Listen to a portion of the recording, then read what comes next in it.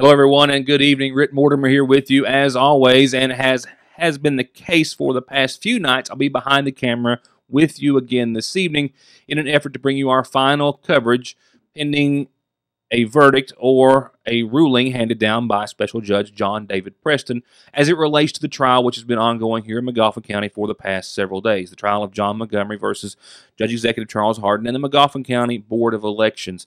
Over the past several days, our viewers have shown and expressed some great interest in the exclusive coverage that we've been working to bring you. And at the same time, we've been working very hard to share as much from both sides of the case as possible. In lieu of the fact that there has been more than 20 hours of testimony, and I've had to reduce that to a total of about 2 hours of coverage over the span of the last 4 days in the program, I felt it important tonight to show you the final arguments in their entirety. Immediately following, if you watched last night's program, immediately following the final witness called for Judge Executive Hardin and the Board of Elections, their attorneys made the following motion that you'll hear in just a few moments and remarks supporting it to follow. After they finished, it was followed by remarks of the attorneys representing John Montgomery, altogether as to why or why not the case should or should not proceed. Those remarks in their entirety last just a little more than an hour, but will be shown tonight in their entirety, included in tonight's special programming that has special times attached to it. So if you're watching the 6 o'clock show on Howard's Cable, a half hour in, we will turn to regular programming. If you're watching the 7 o'clock show on Foothills Broadband, at 7:30, we'll switch over to regular programming. However, Foothills is going to air the entire program beginning at 8:30 and then at 11 in its entirety. We'll begin at 10 o'clock on Howard's Cable and show tonight's program in its entirety instead of waiting to the 11 o'clock hour. So trying to keep you from having to stay up as late, but still giving you an opportunity and to exclusively see video of the closing arguments or remarks in their entirety as they were presented in court yesterday. So with that said, we will go ahead and resume now, if you're catching the early show, for the next half hour, hearing remarks expressed on behalf of attorneys for Judge Executive Charles Hardin of McGoffin County and the McGoffin County Board of Elections. And then at 6:30 on Howard's Cable, they'll switch to regularly scheduled programming. At 7:30, they will do the same on Foothills Channel 40. But keep in mind, beginning at 8:30 and 11 on Foothills, you can tune in and see tonight's program in its entirety, all of the closing remarks and arguments, the motions made, and then at Howard's beginning at 10 o'clock this evening. Wish to thank you for tuning in as always, and we'll see you back here tomorrow night with a whole lot of other news that I'll have to get caught up on, including birthdays, anniversaries, a whole lot of other news and important information as we'll get back to a regularly scheduled format. For now, we'll turn it over to remarks made on behalf of attorneys representing the Board of Elections and Judge Hardin. Thank you.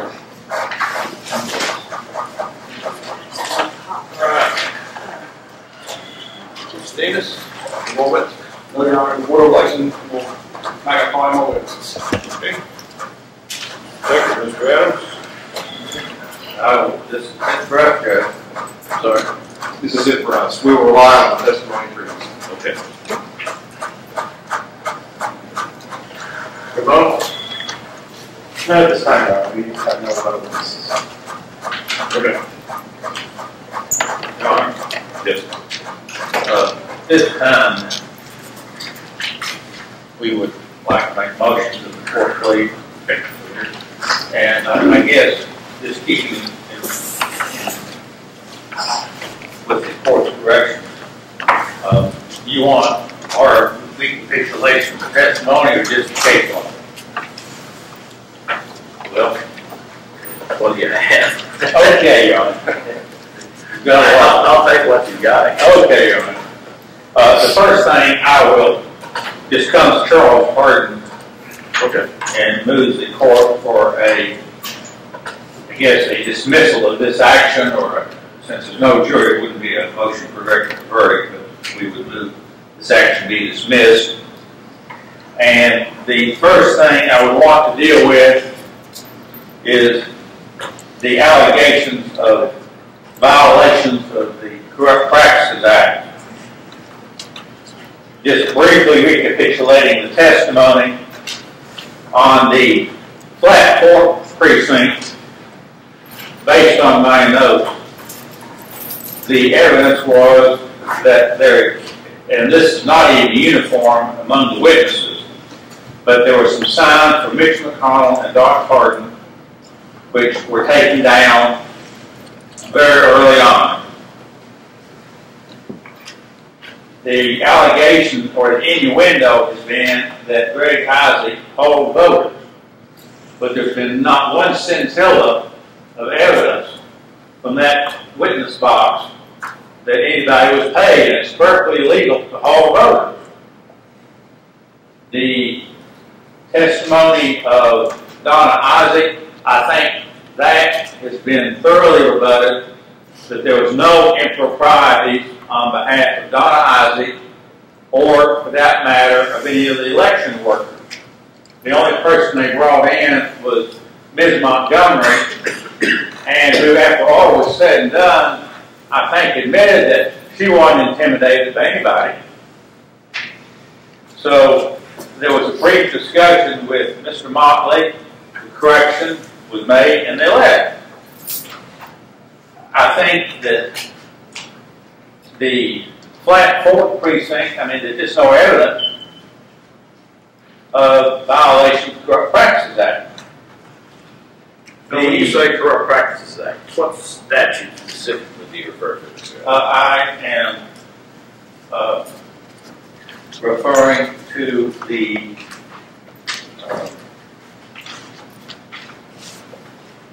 I think Mr. Decker's getting it. I'll have it here for your Okay, go ahead. momentarily. But it's part of the election law. I can get it out here. And there's also, we had the testimony of Mr. Bastry. And on cross-examination, he backpedaled quite a bit. And then I think that the testimony, expert testimony here today from the defense expert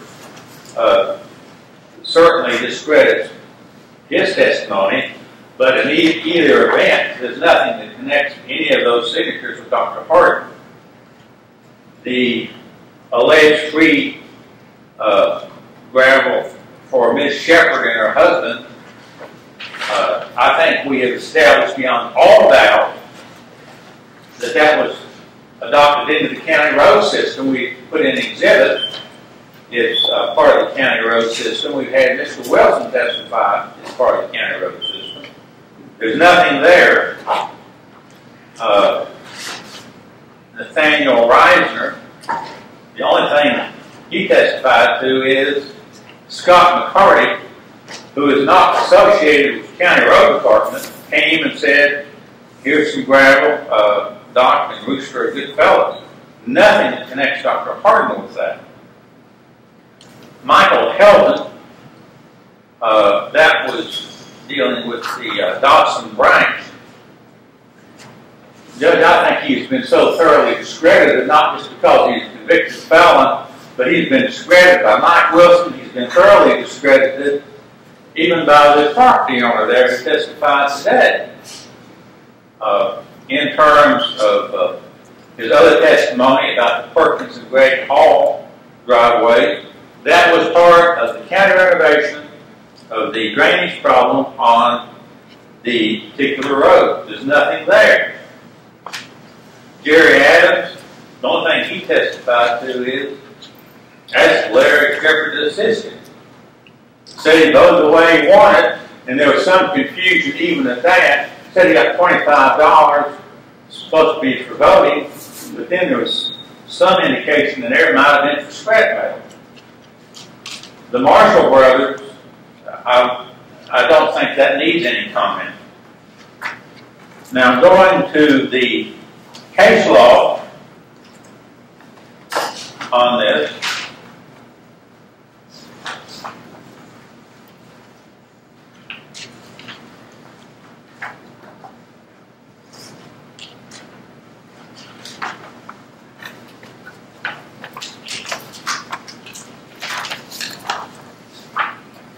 these are your copies, Your Honor, for Your Honor. The first case I would cite to the court is Dykes versus Scoville. It's 109 Southwest 2nd, 581, and it's taken me 42 years of law practice to figure it out, but facts are important. And in that particular case, that was a Raceford County jail in Laurel County. And I'm not going to go through a lot of the details on that, because on the opinion I've handed the court and opposing counsel, I have marked in yellow what appeared to be the relevant testimony in that case. And in that particular case, there was actually, I think, very strong circumstantial evidence that this gentleman, that the jailer candidate's uncle, was actively handing out money. And in some instances, they had witnesses who actually saw his uncle handing out money. The Court of Appeals, and then there's some suggestion from that case that maybe even the candidate was handing out some money, or at least people were handing out things for him. The Court of Appeals held that that was not sufficient evidence to connect in any way the jailer candidate with any of those acts. And they went on in that particular case and said actual knowledge of the candidate of the illegal action of in his behalf is an indispensable element to be established. It cannot be inferred from merely suspicious circumstances of a vague character. I don't think we even have suspicious circumstances of a vague character here, Judge. The next one that I will cite to the court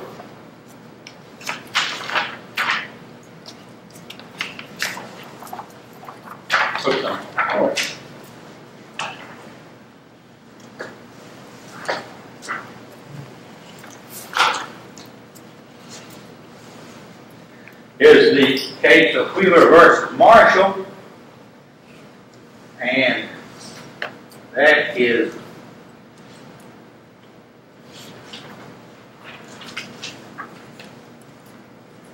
uh, 132 Southwest 2nd 519. In that case, that was a race for school board, I believe, in Montgomery County. And if the court will go to the third page of that, I had marked in yellow the first part I had marked. And this astounded me, actually.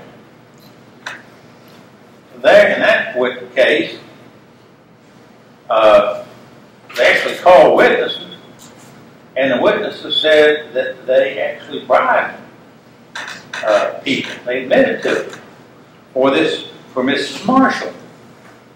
And again, the Court of Appeals said that was not enough to tag her with any of these things, despite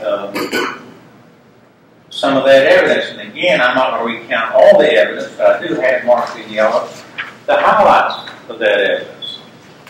Again, Judge, we don't even really have much of a hint of any improper. We just had, well, maybe this thing looks a little bit strange. The next case I would cite to the court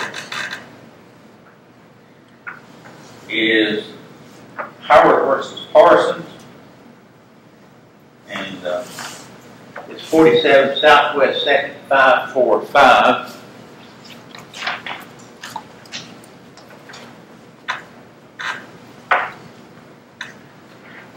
And again, Your Honor, I'm not going to go through the whole opinion, but I've highlighted what I think is the relevant testimony on it. And in that particular case, again, there was, unlike this case, there's no evidence of any vote buying when you really get down to it. There's none. In that case, there was some actual testimony indicating there was some vote buying. The Court of Appeals said you can't tie it to the candidate it doesn't cut it. Now, one thing I want to do, and this may seem a little unusual, but I actually want to bring to the court's attention a case cited by opposing counsel. It's Mounts versus Hatfield, 63 Southwest 2nd 928. And the reason I want to cite that case is, in that case, it actually did say there was evidence of corruption to set aside the election. But, and the reason I included this case, although it's the plaintiff's case, is, again, facts are everything. And in that case, I mean, there was actual testimony of actual vote buying by the candidate. And if you take the Mouse case and contrast it with the other three cases, and especially if you contrast it with the evidence that has been introduced in this case, clearly there is no evidence of any corrupt practices done by one. I don't think there's been any evidence of any corrupt practices, period. I don't think there's been any real evidence of any vote buying, gravel, or anything. It's just not there. But even if you go with innuendos, which is all the plaintiffs have established, there's still no evidence that ties to any Dr. Party. So I think that is fatal. Now, moving on to the claimed irregularities in the voting, and I think Mr. Nemus will do a better job on this than I will, and I would join his argument on it. But the complaints on the Flagport precinct, well, Jeff Isaac didn't initial all of it. Well, my answer to that is so what? Because virtually all the testimony, even from the plaintiff, is Jeff Isaac was the only person who was there. So you get to the question, well, does his failure to initial make any real difference? And I think there was also some other things there. Well, there was a large number of personal acquaintances, and they even had, I think, some allegations. Some people didn't sign on the right line, although they were voters. I could not find a case exactly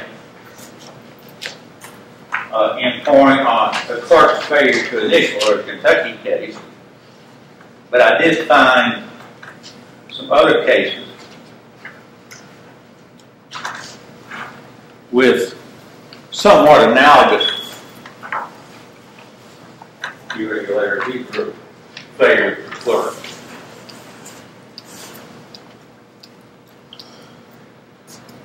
And one of those, I think, is Orr versus Kettle, and that is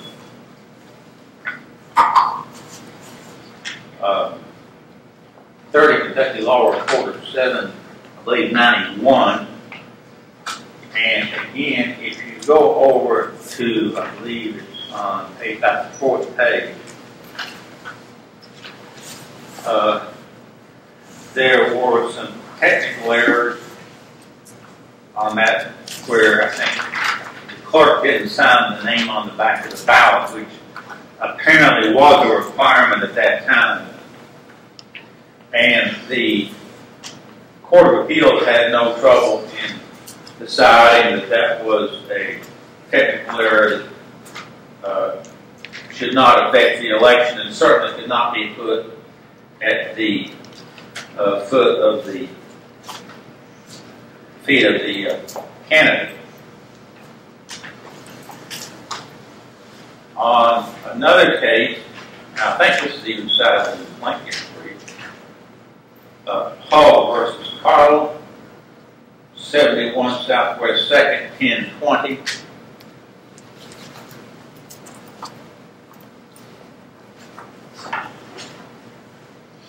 Again, apparently the statute at that time required that they sign on the back of the valid. That was not done, and the former Court of Appeals indicated that was not a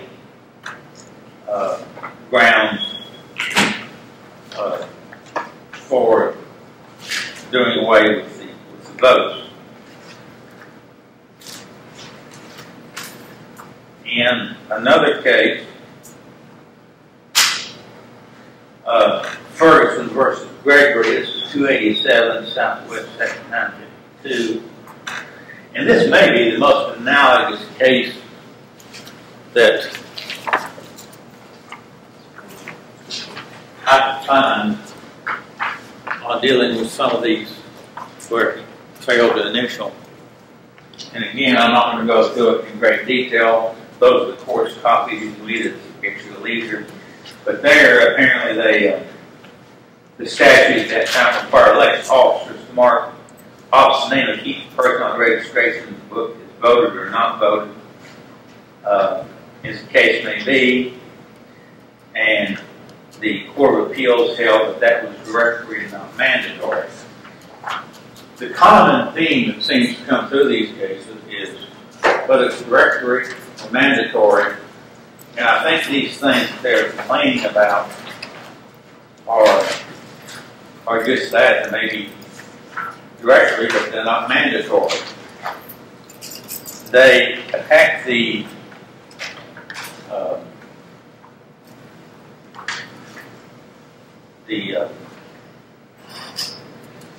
absentee votes because Dr. Hardin got most of them, and most of those were Democrats, and I really think the court more than adequately disposed of that in a prior order.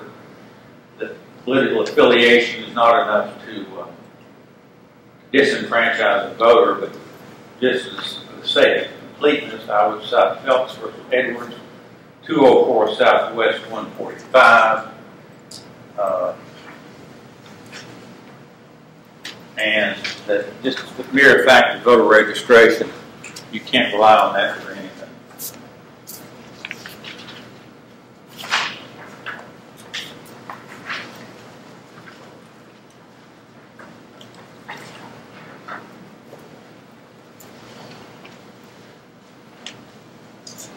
The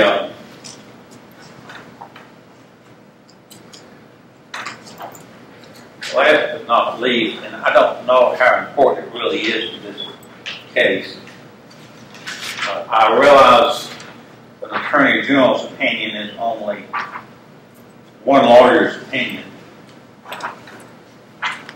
And I don't know if really graveyards even become an issue in this case, but on OAG opinion 82101, apparently that you can legally, or at least the OAG says, you can legally work on roads with graveyards. And although the court recognizes that that is not the law, since it's not an important decision, I think it becomes important to this case, only because it shows if anything like that was done, and I'm not sure if it was even brought out. It was reasonable for the county officials to rely on that. Mr. Deckett was kind enough to cite the Corrupt Practices Act to me. It's KRS 120.015. And that sets forth in the statute that it has to be done with the candidate's knowledge and with their consent.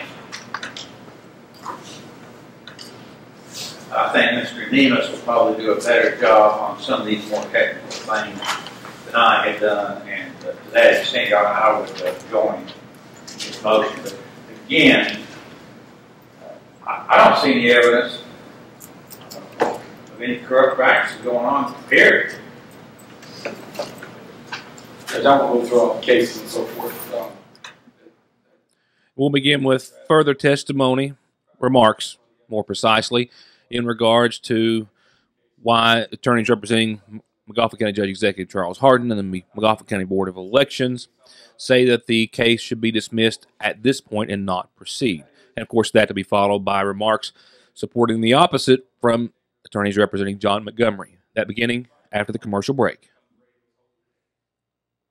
To get high-speed internet on their state-of-the-art fiber optic network for all of your home and business solutions, or to watch TV without a contract on over 200 digital channels with superb quality, or stay connected with family and friends with 24/7 telephone service you can always depend on, contact Foothills Broadband today. Or just click on their link to the right to find out how they're working to provide the latest in communications at affordable prices with exceptional service at Foothills Broadband. Before the break, we heard remarks from Bud Adams representing Dr. Charles Hardin, McGoffin County Judge Executive, now attorneys representing the McGoffin County Board of Elections as to why the case should no longer proceed and be dismissed per the evidence they brought forth to date.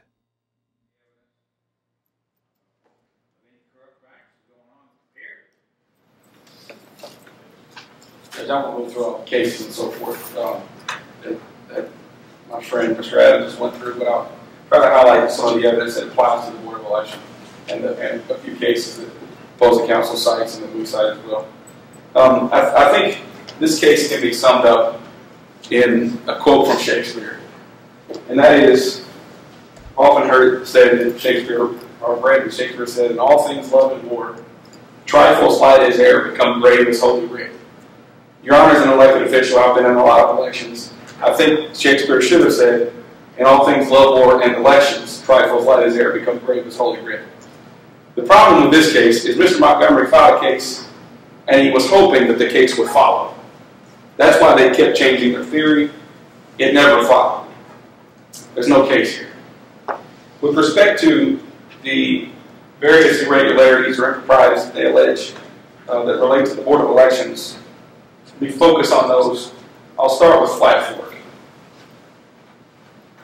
There were 4 witnesses who came in here that were in Flat Fork the entire time. Stephanie Montgomery, the Republican challenger, related to Mr. Montgomery, she testified. Donna Isaac testified, who's the Democrat judge. Samantha Arnett testified, who's the Democrat challenger. And Eric Bishop, who's the Republican sheriff, testified. And their testimony was little to nothing. Stephanie Montgomery said there were signs out front, yet she even said they were removed pretty quickly. They didn't affect anything. There are signs out front all the time. They put them around the right-of-ways. Your Honor has seen them a number of times. They're all over the place at every election, and they were removed, as they should have been, very quickly. None of the others who were asked about even noticed. Eric Bishop, the sheriff, swore to make sure things went right. He said there were no problems. Samantha Arnett said there were no problems, other than Stephanie recording people. Now, I don't think that's a problem, but she felt that that was an intimidation tactic, and that the voter didn't, if she were voting, she wouldn't have wanted to be recorded. Donna Isaac testified there were no problems. Each of those persons testified that there was never an instance that Donna went to vote with somebody by herself. Eric Bishop said that. Samantha Arnett said that. Donna said that herself. Stephanie Montgomery said maybe once or twice. She didn't know any names. With respect to the initials, those are technical violations, Judge, and the law is clear. If anything in the whole situation is clear, the law is clear that substantial compliance with the election statutes is required. Not 100% compliance, but substantial compliance. That's clear. Another thing that's clear is that technical violations of an elections official that is not connected with any misconduct of the voter does not disenfranchise the voter. Case after case after case have noted that, Judge. I think Mr. Decker's going to hand you our joint brief on authority. And that comes at page 2, Judge, and it comes really throughout almost all of the cases. If it's not connected to improprieties of the voter, it's not to be thrown out unless it severely taints the process. And we'll get to that more in a moment. With respect to, I would like to, if I could, give a quote from the Hogg versus Cowell case. That's at 71 Southwest 2nd, 1020. It says, while the provision, in this case, the signature of the election official on the ballot, they used to have to sign the ballot, now they sign the roster. While the provision may be regarded as mandatory with regard to the officer, and thus his failure may subject him to punishment, it shall not disenfranchise the voter who is not guilty of the violation. I don't think it is a violation that Mr. Isaac didn't initial all of the things. But if it is, then Mr. Isaac should be taken care of. He should be the one that shouldn't be allowed to serve in the future, for instance, or whatever it would be. But to disenfranchise voters is not proper. And the reason that we have the initials, Judge, and in fact, the statute says signature. So everywhere in the entire state is not in full compliance with the statute. The reason we have the election official initial the person's line is another, it's a belt and suspenders, if you will. It's another way to prove that that was the voter. We've got the voter signature. We've got the clerk's PA or DL or driver's license or social security or whatever. And then we have the initial. And so it's kind of a belt and suspenders. So even when it's missing, it shouldn't be missing, but it's not a huge problem. Substantial compliance. Especially when this is uncontradicted testimony. All the testimony was Jeff Isaac was the only person that signed people in. He was not on the witness stand. If they had any problem with Jeff Isaac personally identifying someone, PAing somebody, if you will, he should have been sitting right there, and they could have said, "Do you know Donna so-and-so? Do you know Jim so-and-so?" They didn't do that. So the implication is, or the evidence is that he didn't engage in any wrongdoing. And so I don't think that there was anything but substantial compliance in flat 4. Talked about the initials, the voter assistance. Also, Judge, there are 14 persons who didn't sign the voter roster at the polls. A few of them signed the oath of voter office, oath of voters, but we don't know who they voted for, even if it is improper that they didn't sign. And so, what are we to do with that? If we're to take the 14 away, who do we take it from? Opposing counsel would have you take it, the Democrats from Democrat, the Republicans from Republican. That is absurd. Republicans in this county are outnumbered in a huge way. Yet Republicans won almost half of the elections. How did that happen? How did Mr. Montgomery lose by 28 votes and not by 40%? Well, because Democrats vote for Republicans and Republicans vote for Democrats. It's just absurd on its face. And it violates the facts of this particular election. When we go to the handwriting analysis, Judge, their expert doesn't even reach any conclusions. He says there are 43 on the first report, a number on the second report, and then a number on another report. I think it's about 90 or so that he's identified as questions. And I asked him, I said, "Are you saying it's not the same person?" He said, "No, I'm not saying that. I'm saying I got more questions about it. I can't say from this document and this document that it's the same person. I'm not saying it's not, but I can't say it is." And the number one thing that he has on his website and in the book that he brought was the keystone of handwriting analysis, Judge, is a one-to-one is not proper. You cannot perform an adequate examination. That's what his website says. That's what he testified to. He agrees to that still today. He told opposing counsel, these are the limitations. Man, I can do a lot better of a job if I had some more contemporaneous exemplars. Didn't get them. Should have. Or we should have had these identifiable persons sitting right there. Did you sign this? Why is the signature different? Well, because I'm a lefty, says one of them. But just by happenstance, he's in court because he's on their witness list for another reason. He's a lefty. Therefore, he can't write as well right-handed. So a more contemporaneous exemplar would have snooped that out. We didn't have it. So we call a handwriting expert. Mr. Slider testified this morning. He says one-to-one is not appropriate. But I asked him, I said, do it anyway, even though it's not appropriate. He said, I can't reach any conclusions. I said, see what you can do. He said, okay, I'll look through all these, and all but 10 are in the clear, no problem, I don't need to see it anymore. He said, 10 of them, I would ask for more exemplars. But I said, Mr. Slider, are you saying they're not the persons? He said, no, I'm not saying that at all. He said, flag them and look for more information. That's Mr. Montgomery's responsibility, and they didn't do it. And I asked them point blank, is there one single person on any of Mr. Vassar's reports who you think can be said to not be the common author? He said, not one. Not one. 10. Only 10 does he have, 8 to 10 does he have any kind of a question about, but not one can he say is not a common author. And incidentally, if you read through all the haze, that's what Mr. Vassar said also. And so the handwriting expert their numbers are, I think, have come enough. The case that they wanted didn't materialize. And I would say most fundamentally, that was never pleaded. I know we've said it a number of times, but it was never even pleaded. The only thing pleaded was that dead persons voted and that other ineligible voters. And the only evidence that came in, no evidence came in that there were dead persons or ineligible voters. In the deposition, Mr. Montgomery said one person had died, he hadn't. And so again, he filed a case on December the 4th, the last day, and he was desperately hoping his case would follow, and it didn't. With respect to the in-house absentee voting, there was a lot to be made over the fact that Mr. Williams wasn't appointed or didn't come on board until Friday. Well, an election started on Monday, and 3 days before, one business day before, the Republican, Mr. Prater, resigned abruptly. So they moved with all deliberate speed and got Mr. Williams appointed on Thursday. He was there on Friday at 1 o'clock or noon or whatever time he said he was there. And I will note that 117.0851H says that if the members of the County Board of Elections or their designees do not serve as precinct election officers for the absentee voting, the county clerk or deputy county clerk shall supervise the absentee voting. So if the Board of Elections didn't want to sit at all, then Renee's staff would have done the whole thing. What they did, by encouraging the elections officers, the Board of Elections to serve, is they infused integrity into the process, and you would think that it would be beyond reproach.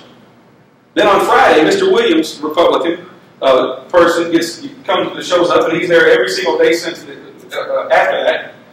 And I think his integrity is beyond reproach. I've never seen a witness that has been more honest from the very beginning. From the first time I talked to him on the whole process, he told me, he said that I wanted to be involved in this process for one reason. I've been in Dauphin County my life, and I wanted to make sure the process was fair, and it wasn't going to happen on my watch. Nothing was going to happen on my watch. That's what he said to me. And he was at that stand, and I asked him, all the process of the in-house balloting, did you see any problems? He said, not one. Should any voter be disenfranchised? No. Mr. Williams testifies to that. Susie Salyer testified, the Democrat person on the Board of Elections. She testified, no problems. Renee Shepard, the clerk, she was there the entire time. She testified, no problems. And maybe one of these persons in and of themselves might be a little suspect. They've got a case that shows that. We'll get to that in a minute. But altogether, then you've got Jerry Helton, the Democrat challenger. He's there, no problems. Larry Shepard, he's there, no problems. Garland Workman, Republican challenger. She was there to make sure that the Democrats didn't do wrong. And she said nothing was there. They didn't do anything. Doesn't know why she had to be there because, or doesn't know why their questions arose because she was there the entire time. Access to all information, clear eyesight, and nothing happened. No issues. So the in-house absentee voting, again, not pleaded. They were hoping it would come along. It never came. In-house, the absentee ballot, the absentee application portion. They make a mountain out of a molehill. Again, not pleaded. What they complain about is three things, two of which are not even in the statute. Social security number and phone number, not in the statute. But they also complain about 32% or so not having the place where they were going to be on election day. Now the reason we have all these things on the application, Judge, is to make sure that if we have any questions, we can go back and contact them and say, should you have voted absentee? They didn't try. Not one person. But all those 32% are identified, they're in the record. We went through them a number of times. Not one person was given the dignity of saying, come into court and tell me what happened. Were you in the county? Not one. So the reason for the where you're going to be on election day is to cross-reference it. And we can do that with all the other information. Substantial compliance, galore, all over the place.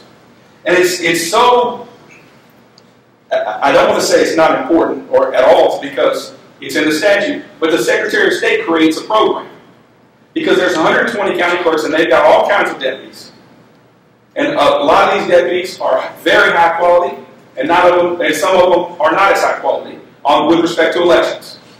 And so they do a lot of deed room stuff, and elections don't come across all the time. And so what they do is they create a program that's supposed to say, follow these things.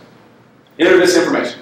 And some of the information, if you don't enter it, like when I enter my information on a credit card number for a book or something, if I don't put the requisite information, I go to the next and it says, sorry, you need this info. Well, this program does that too. If you don't have a necessary component of the Secretary of State has thought sufficient enough to stop you, it won't let you go forward. Where are you going to be on election day? Not one of them. So it allows you to move forward without that. That is substantial compliance all over the place. Absentee counting. Absentee counting. We've got testified was Justin Williams, Renee Shepard, Larry Shepard, Susie Sauer. They all sang the same A part, Judge. Every one of them said process was open. There were 3 additional people in there. All had access. They could all see what was going on. Nothing untoward occurred. Nothing untoward could occur. Justin Williams, he even looked to see if anybody had a pen or a pencil.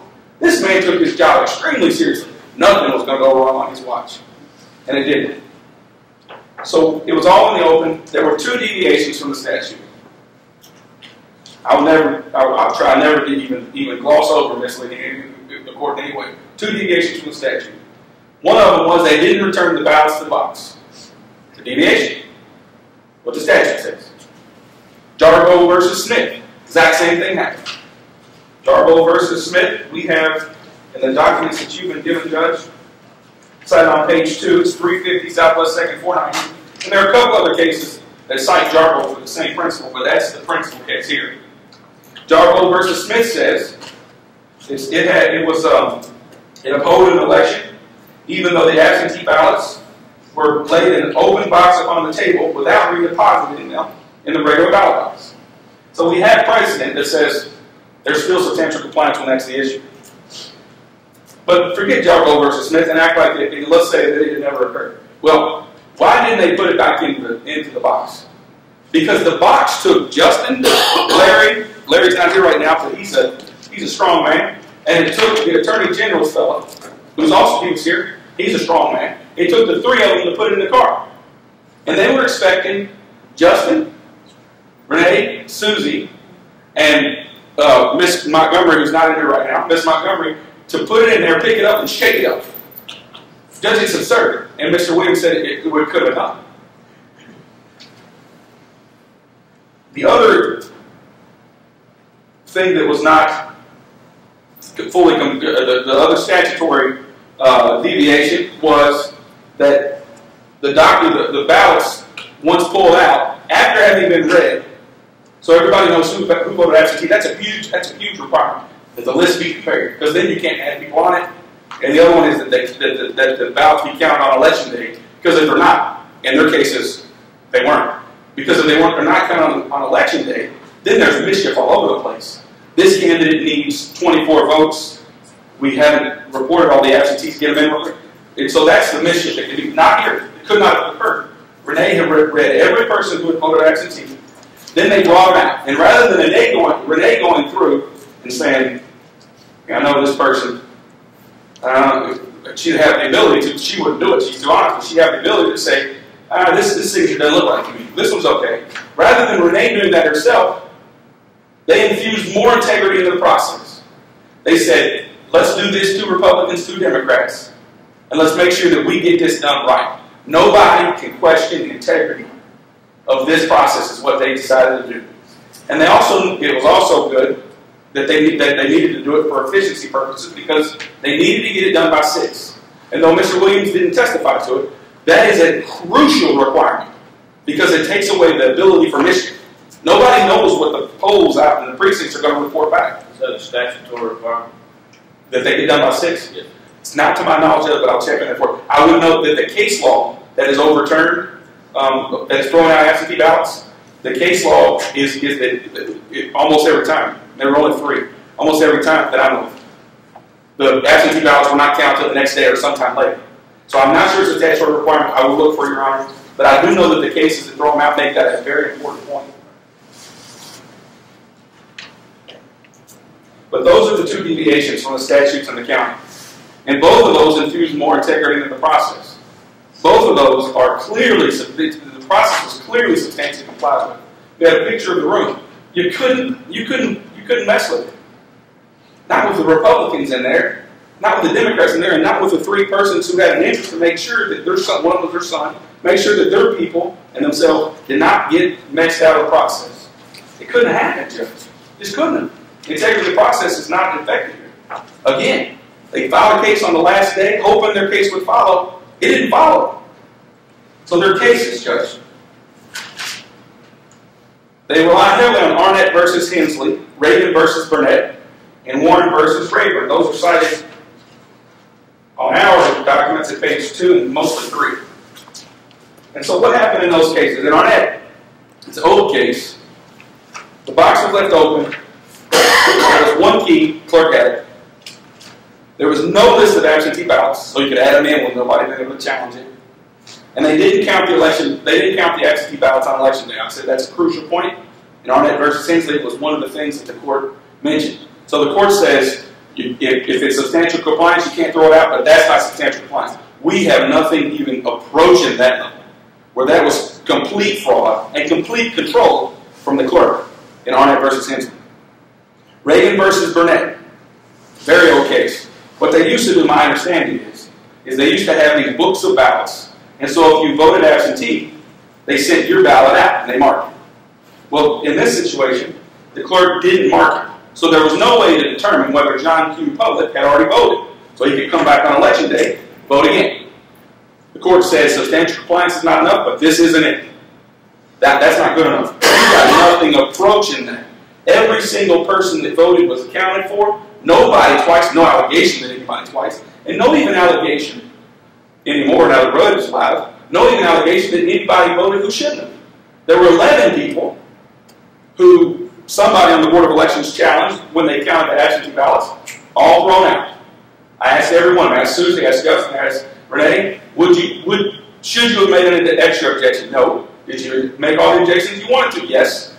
No, not even close to Reagan versus Burnett. Warren versus Rayburn. This is the most egregious, and they rely on this quite heavily. The clerk had exclusive control over the absentee ballots. No one else was in the mix. Here we've obviously got a lot more people. Board of Elections were there at all times. The keys.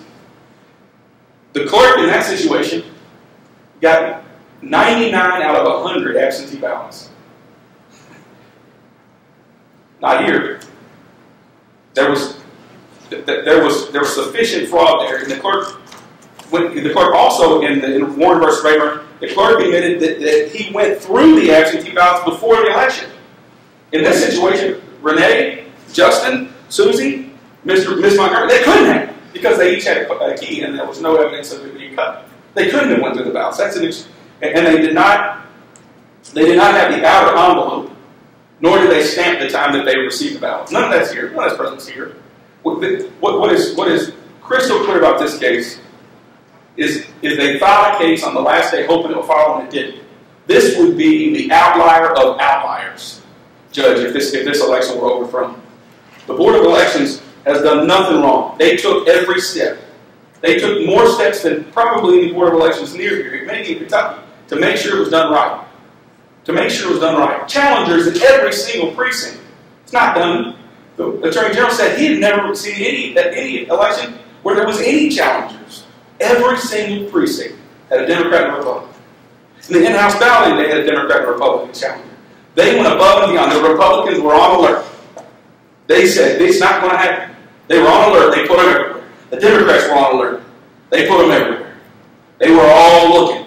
Justin Williams says he was actively seeking it out. Thought it was going to occur, was seeking it out. Couldn't find it. It didn't occur. They filed a case praying that it would follow. It didn't follow. Last thing I'll say, Judge, is in Mr. Flores' communication with the court on our motion for directed verdict, he began and ended with Robbie McCarty. Robbie McCarty testified that he went into the clerk's office and requested documents so he could appoint precinct officers. He said that Larry Shepard told him, no, I'm not going to give them to you because you're not for that. The law doesn't allow him any authority. The law says the chairpersons of the Democratic Party and the chairperson of the Democratic Party and the chairperson of the Republican Party appoints all these precinct officers. He had no authority. He said, well, it's always happened. Well, I don't know if it's always happened or not, But I do know that the law doesn't allow him to. So Mr. Shepard would have been engaging in misconduct had he given Mr. McCarty those forms to fill out and appoint people to the election officers. Judge, I've talked long enough, but I want to sum it up by this. I represent the Board of Elections, and I'm proud of their behavior here. They did everything they could do to make sure this process was right. If something happened outside the ballot box, if something happened with the absentees, if something happened flat for any of these precincts, they took every step to make sure it was honorable, make sure it was honest, done with integrity. No, they didn't fully comply with the statute in every single way. No Board of Elections ever does and never could. But when they deviated, it was never done flagrantly, never done dishonestly, and it was done to infuse more integrity in the process. Judge, I don't think it's a close call. I am honored to represent the Board of Elections here, and I think they took every step and then some that they should have. With that, Your Honor, we rest. And with that, a brief break for some of our sponsors. Mr. Flores, representing John Montgomery, refutes those remarks and says why his case has been presented well and should be awarded to his client. Those remarks after these messages. To get high-speed internet on their state-of-the-art fiber optic network for all of your home and business solutions, or to watch TV without a contract on over 200 digital channels with superb quality, or stay connected with family and friends with 24/7 telephone service you can always depend on, contact Foothills Broadband today. Or just click on their link to the right to find out how they're working to provide the latest in communications at affordable prices with exceptional service at Foothills Broadband. And we'll wrap up closing remarks, final arguments, if you will, with those by Mr. Flores, representing John Montgomery. Your Honor, in going through the evidence by opposing counsel, there's been plenty of things overlooked. And in fact, I think in McGoffin County, there's been lots of things overlooked for quite a long time. You know, there's a lot more at stake in this contest than Mr. Montgomery's political future. What we're at stake right now is about trust. The McGoffin County citizens' trust in the free and equal elections that are guaranteed to them by Section 6 of the Kentucky Constitution. It's about the trust in the absentee ballot process, Your Honor. For a long time, Your Honor, the Kentucky Supreme Court has held this is a privilege. It's not an absolute right. And as it's a privilege, the General Assembly provides additional means of protecting and preserving the integrity of the absentee ballots. It doesn't need to be infused with integrity. It already has it built in. That's the whole point of the statutes. That's why we have the statutes to begin with, Your Honor. And the idea that the McGoffin County Board of Elections substantially complied with this is ludicrous. Your Honor, I don't even know that they tried. The absentee ballot applications, we start first with that. 30% didn't even bother with it. Didn't even bother trying to comply with the statute. Had nothing on there about the location of where these voters would be. I might add, Your Honor, that since the beginning, perhaps it's not that the case didn't follow, it's just the case isn't what they wanted. This has always been a case when it came to the absentee ballots about the absentee balloting process as a whole, the class of the absentee ballots. And as you can see, Your Honor, these deviations from the standards, these deviations from the statutes that are meant to preserve the integrity of the process itself, speak volumes. And of course, the idea that it had no effect whatsoever regarding the absentee ballot totals that came through, again, completely ludicrous. In Arnett v. Hensley, in the absence of some plausible explanation, it would be supposed that the general ratio of voting as between poll voters and absentee voters would be more equal. 425 Southwest 2nd, 546, Kentucky, 1968. The numbers speak for themselves, Your Honor. A 46-point swing. Even Justin Williams testified that he believed that John Montgomery had won by a comfortable margin on Election Day at precincts. And then to lose by 38 points at the absentee ballot. That's a 46-point swing, Your Honor. That goes above and beyond anything that our political analyst, the guy that's been following elections since 1992, has ever seen. He said the most that he's ever even come close to is 20% swing. Let's not forget, the absentee ballots themselves, 17.5% of the overall votes. And when you compare the totals of the absentee ballots that were cast here in McGoffin County as opposed to the surrounding counties, it becomes more clear. Floyd County and Johnson County cast 3 times as many votes total as McGoffin County. Somehow, someway, McGoffin County cast more absentee ballots than Floyd and Johnson combined. It wasn't infused with integrity. It didn't need to be infused with integrity. In fact, it was only infused with confusion. It was infused with the basis of the contest. And that's the contest that we brought. Along with that, there was the improper staffing of the in-house absentee voter officials due to an absent Republican commissioner. He came as soon as he could, but he couldn't see what happened for those first 4 or 5 days. And they act as though there's no person that even came in that received money to go in as vote in-house absentee. There's no question regarding scrapping that all. Everybody knows why Jerry Adams was brought in to vote during in-house absentee. He was brought in to vote. He said he voted for Dr. Harding. There's no question. Along with that, and again, this has simply been overlooked, the regulations and the Constitution of the Commonwealth itself provide that every voter has the right to a secret ballot. With the exception of one person, at least 3 people came on the stand and said whenever anybody needed assistance in voting, when it came to in-house absentee votes, they could hear them. They could hear them. Sometimes they could even decipher who it was they were voting for. Again, these aren't minor technical issues. And then, of course, the complete disregard of the statute regarding counting the mail-in absentee ballots. Justin Williams just got off the stand a few moments ago. He said they could have followed it. He said it would have been okay, it would have been a long process, but it wasn't possible. It was about convenience.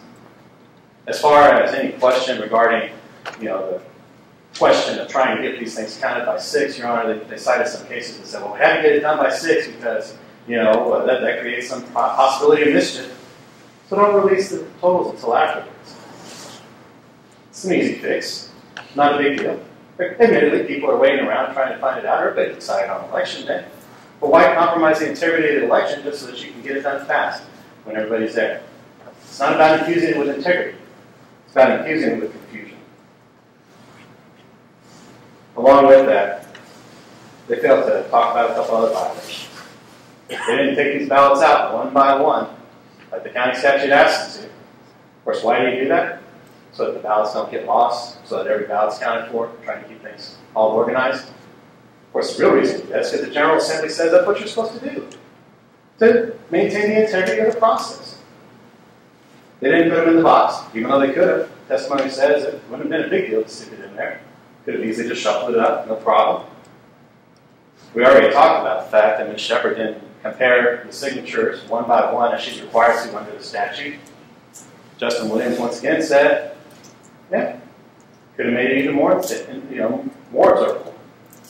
Would have done it that way. In fact, I imagine that's why the General Assembly said that, because they want one person doing it and everybody focused on that one person. It's a lot easier to observe a process when only one person's doing it as opposed to 10 around the table. And then, of course, there was also the question of whether or not these things were rearranged by precinct. Not in the statute. Not supposed to do it. Why? Well, because if you rearrange it by the precincts, all of a sudden you can keep track of these votes pretty easily. Why would you do it? It's not to infuse integrity. I don't know what it was infusing, but it sure as heck wasn't doing that. This was an abuse of trust by the McGoffin County Board of Elections. By the way, we also talked a little bit about the absentee applications. Eventually they all got in there. We finally got the 100 or so that we were wondering about that didn't make it in the motion for summary judgment with the affidavit. Didn't make it to the Attorney General's office, evidently. Didn't make it to us. Still not sure what happened there. Interestingly enough, the clerk still couldn't find the 5 that she says were missing, even though we showed it to her in the production that was made to the Attorney General's office. Again, all these statutes have a reason. All these statutes have a play. And all these statutes are meant to ensure that the integrity of the process and preserving and protecting the integrity of the absentee ballots is preserved. When it doesn't, that's an abuse of trust, a trust that the McGoffin County citizens deserve to have a meeting. We're talking as well about Flat Fork. The standard is clear, such magnitude that it destroyed any hope that the results as tabulated were a fair indication of the sense of that voters in that precinct. Well, it's interesting that opposing counsel says that there's no evidence that anything was bought in Flat Fork, and perhaps we didn't have a single person get up there and say, yeah, I sold my vote. But we did have the marshals come up. The marshals came up and they said, Don Isaac, individually assisted. We had one of them that said, I didn't sign a sheet. When we presented the sheet to him, the precinct roster vote assistance form, I didn't sign that. That's not my signature. I can't read it right. Yet somehow they were able to walk back there and cast their ballot after receiving a riot. Evidently under dispute, but Greg Isaac admitted to giving him a riot down to the poll. Of course, there's a pattern that went on there too. A pattern of vote hauling, people coming down to the poll. Oh, and by the way, I forgot to mention, Simon and Mickey Marshall were seen later that day by Doug Perkins. I believe Simon had a $50 bill in his hand and said, guess what? Doug Perkins joked with him about the idea that he had gotten it for his vote. He said, I got it on election day. Well, there may not be that direct evidence regarding the payment, but I think it's pretty clear that payment did happen, and that at least one person sold his vote. Probably more than that. Everybody was ready to offer assistance to voters in Flat Fork that day. Voter assistance forms were being handed out. Not a real problem. Today, we had someone on the stand, I believe Mr. Bishop, testifying, asking Jeff Isaac doing the same. Just like Stephanie Montgomery had said that he was doing. Just handing them out. It almost seemed like he knew they needed the voter assistance. We had one person come in, Stephanie Cottle. She went into Flat Fork. She'd never been asked before whether or not she needed assistance. She was asked twice. Why? Again, lots of different things going on. They seem to make it seem de minimis. Like it's not a big deal that Jeff Isaac never initialed that he was the person who was personally acquainted with these voters. Well, maybe if you miss one or two, maybe if you miss 10, judge over 300. 300 people. We have no idea who they were personally acquainted with. They'll say that Jeff Isaac was there, and yet every single time they brought in somebody, they say that it was always Jeff Isaac there. It was always Jeff Isaac there. They all went out, took a smoke break every once in a while. They all went to the bathroom, as you would expect. They had conversations that diverted their attention. All these things went on in Flat Fork. Let's not forget as well that the Office of the Attorney General itself visited Flat Fork on that day as a result of questions regarding voter assistance forms, and in fact told Donna Isaac, you need to start filling these out correctly, something that each of the witnesses that were brought on today to talk about Flat Fork admitted. And of course, as soon as the OAG comes in there and starts talking with Stephanie Montgomery, all of a sudden here comes out another sheriff from another precinct that's right there. Again, literally inserts his head into the conversation, such to the point that the two Office of the Attorney General investigators have to split off, one talking to Stephanie, and the other telling the other challenger, she's got a right to do this. She's got a right to leave. Stephanie Montgomery wasn't the problem in Flat Fork, Your Honor, but there were lots of problems going on while we were there. While we're at it, there's been a lot of talk today about our handwriting expert. This handwriting expert has been clear from the very beginning. With regards to this handwriting expert, he did the exact same comparison that was required in the statute itself. The only method by which a precinct can validate a person through their signature, the voter registration card and the signature on the precinct roster. Same thing with the absentee ballots, same type of standard. And on top of that, Your Honor, our handwriting expert said he was looking for reasons to say they were good. He wanted it to happen. He wanted to approve those signatures. He didn't do it. The bar was set really, really low. And even with this low, low bar, he was still able to identify at least 10% of the signatures on the precinct roster that didn't match. Didn't match at Flat Fork. Just did not match. We may not have been able to prove that that person wasn't there signing that roster at that point. But it sure is a lot of questions. And it most certainly is enough to destroy any hope that the results tabulated there at Flat Fork were a fair indication of anything. Again, it's about trust, Your Honor. Trust in Flat Fork Precinct, trust in the absentees, and just as essential, trust in the government. Council cited Scoville and talked about its application here. Interestingly, in Scoville, it says it will be noted that nothing was said by the witnesses regarding whether they were asked to vote for him or promised on any part or how they finally cast their votes. But Jerry Adams made it clear who he voted for. The Marshals, they were pretty clear about it too. We know how these people voted. Along with that, there's talk about, well, you got to show that he was actually there. You got to prove that link. Your Honor, I think it's pretty clear that it can be inferred from the circumstances. This knowledge can be inferred through all of this. You know, even more importantly, in the last case that was cited, the Mount V. Hatfield case, although these violent, these zealous activities of the members of his immediate family and other trusted lieutenants were as much concealed as the life of the proverbial goldfish, Mount says that he was not aware of it. Your Honor, all these things were going on. And to act like there was no awareness would be turning away. Another thing that wasn't mentioned here by opposing counsel that I think needs to be mentioned, the testimony of Vonda Helton Bailey and Maxie Arnett. Of course, we've already talked about Donna and Greg Isaac and all the activities going on in Flat Fork, and I think we've established that there is a link there, they're friends. But even more importantly, there's an employer-employee link with Bessie Brown. And Vonda Helton Bailey and Maxie Arnett hanging outside the Dauphin County courthouse, waiting for those same results that everybody else was, hoping there to be true. A couple of marshals, different marshals, came up to them, looking for Bessie Brown, looking for money. These tapes that they said were tapes of people looking for people to pay for their vote for Doc Harding. They turned them over to the AG's office. They turned them over to the FBI. Again, there's evidence there. There's more than enough evidence there to go by. It went on, and we showed it. As far as the gravel, Mr. Harding, as testified today, was intimately involved in the roads. He was intimately involved in things such as this. There was gravel on the driveway, led to Harding signs being placed shortly thereafter. There was gravel that was put down. There was a Montgomery supporter who said, well, everybody else in my neighborhood got gravel, not me. Of course, he said another Montgomery supporter, he didn't get gravel either. And then to just sort of poo-poo the idea that, well, Nathaniel Reisinger, he just got gravel, and they just said Doc and Rooster were good guys. Why in the world would anybody show up to your house, wake you up, put gravel down in your driveway, and then say, two political candidates who are running for office are good guys?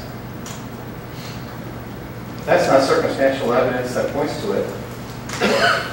I'm not sure. Your Honor, this case is about renewing trust in the absentee balloting process. This case is about renewing trust in the elections of the precincts. And this case is about renewing trust in the government.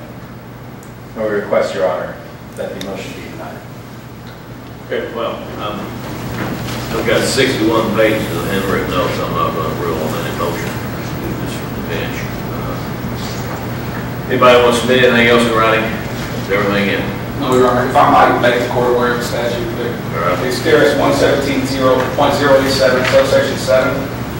And it says that the County Board of Elections, County Clerk, and all individuals permitted to be present for the counting of absentee ballots pursuant to subsection 2 of this section shall not make public the absentee ballot results determined as provided in this section until after 6 p.m. prevailing time. So it doesn't say they must be done, but that was what Ms. Shepard's understanding was. Gotcha. Thanks, Your Honor. Anything else to be submitted in writing? Hearing none. Gentlemen, ladies, thank you all very much for your time and effort. I will get your decision out as soon as I can. Those 60 pages of notes, handwritten notes, it may take more than usual text me, but I will get your decision out just as soon as I can. All right. And with that, we thank you for tuning in tonight, and we'll see you back here tomorrow. Regularly scheduled program in our standard format will resume. A whole lot of ground to get caught up on, and, of course, more news to follow throughout the remainder of the week. We thank you for being a part of the program, and we'll see you then. For now, Have a good night.